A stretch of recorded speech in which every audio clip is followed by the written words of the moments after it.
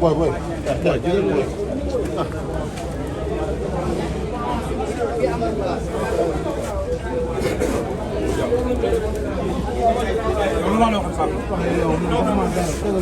Mới ngam cái này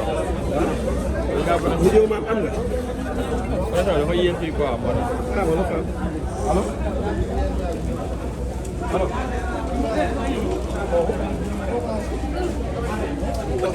đang cái này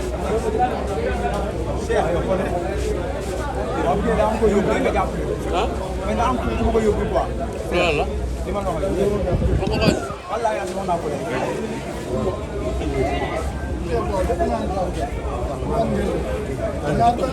Wow. Nampak capek. Sorry, boleh timu pare.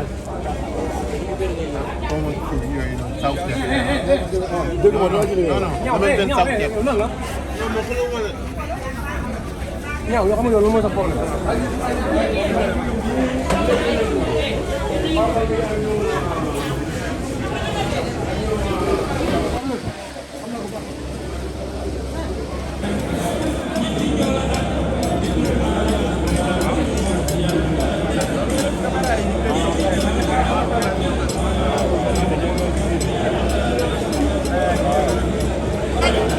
Jadi, tinggal buntu waktu. Tara.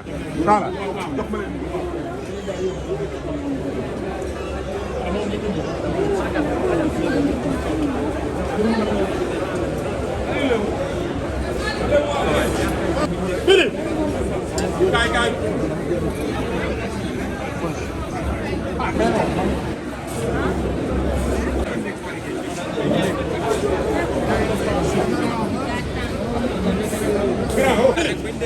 Ba gaa yi ndekkee ba pare ngeen waaw. Boy, arrête.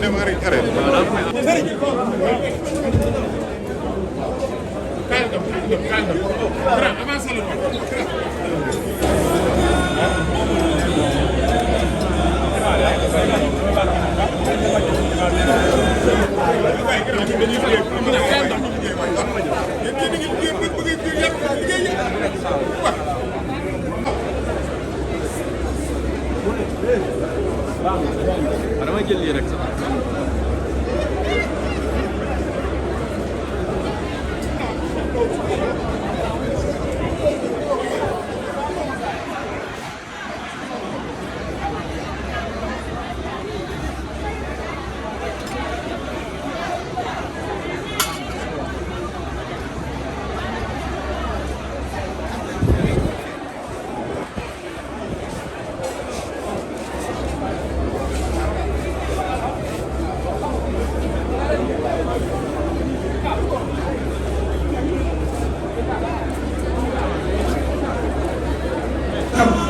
loolu du tey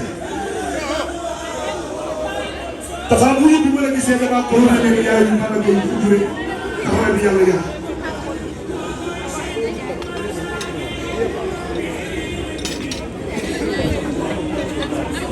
waaw presse nag ñu ngi leen di gërëm bu baax seen liggéey ba tëdd ndax boobu léegi yéen ñu àndal ñun en franche collaboration pour la belle ouverture de cet événement qui marque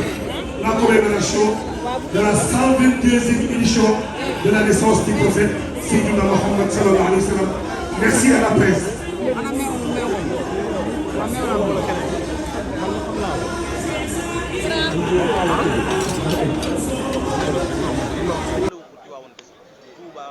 dëkk diine yëpp la koy def mel ni at bu jot dina génn ay millions yu bare bari ci kafaam def ko ci diine l'islam bi rawatina néew di doole yi ñi ko amul ak ñi ko am loolu tamit maanaam ban jàngale la. waaw jàngat la ci biir réew mooy ci Sénégal. jàngat la aussi tamit ci àdduna. ndax doomu aadama bi da nga koy xool ci sa bopp. dimbale dafa baax jàppale dafa baax kenn amul yàlla rek am nag yàlla am na ñu mu dénk ba nga xamante ne am nañu xol di partager nit ñi kon Aziz yàgg na ko def kon li nga ko waxee léegi rek kër kilifa diine yëpp la sekk ak jàmm ñëpp la sekk ak teranga ñëpp la sekk ak lépp li nga xamante ne rek lu baax la ci réew mi te loolu exemple la ba nga xamante ne vraiment képp ki nga xamante yàlla dimbali na la war nga cey jàngat war nga dimbali doomu aadama yi war nga jàppale doomu aadama yi war nga gëstu doomu aadama yi parce que lii la yàlla jox da wax pour nga partager ko ak nit ñi te Aziz mu ngi def loolu mu ngi dëkk ci loolu donc dañ koy santale yàlla rek jàppale ko xam ne yàlla na ko yàlla sàmm njabootam bis bi nag bis bu rëy la ba nga xamante ne bisu Seydina Mohamed sallallahu alayhi wa sallam donc daal mooy loolu alhamdulilah kontaan ci yow Omar jërëjëf li ñuy continuer mooy daaw ngi ñëwoon fii gis Aziz ni mu defoon gis ren ni mu yokkee te seen ànd yéen ñaar dafa mel ni altine ak talaata la bis dox bi lan ngay wax sa diggante ak Aziz Ndiaye waaw ñaanoo ko jàmm rek ndax chaque année yaa ngi def lu baax même bu dul chaque année peut-être chaque année la ñuy gis ni présenté wu ne mu ngi def lu baax mais ci la dëkk ci famem ci njabootam ci ay mbokkam donc bu yàlla dogalee lii mu dogal nag aussi tamit vraiment dañ ciy sant yàlla rek te xam ne am nañ koo xamante ne référence la am nañ koo xam ne mu ngi jàppale ay nit ñi néew du doole am na koo xam ne aussi tamit mu ngi gëstu nit ñi nga xamante ne seen loxo jotu seen ginnaaw Aziz dañ koy ñaanal yàlla rek yàlla guddal fanam mention spéciale di ñaan guddi yonent bi sallallahu alayhi wasallam